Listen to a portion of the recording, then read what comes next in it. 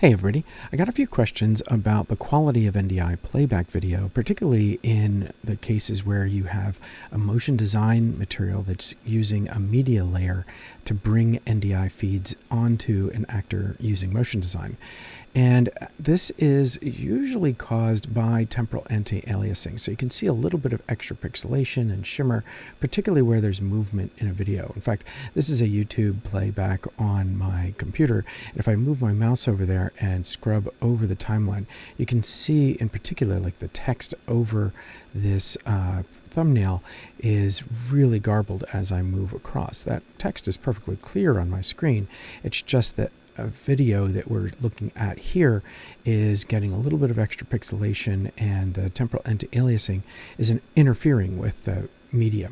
So we can use a holdout composite component on this actor to prevent that. And that composite component is part of the Compositing Core functionality. So to use that, we need to go to the edit menu and make sure the Composite Core plugin is enabled. So I'll type in composite here, and here's Composite Core. I think this actually does get activated by default by motion design, but it's good to check to make sure you have that activated.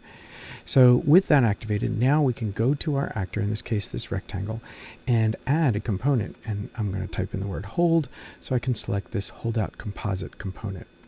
And as soon as I add that, we get much more clarity out of our video because we are no longer using temporal anti-aliasing on this actor. So I hope this helps. Until next time, have fun.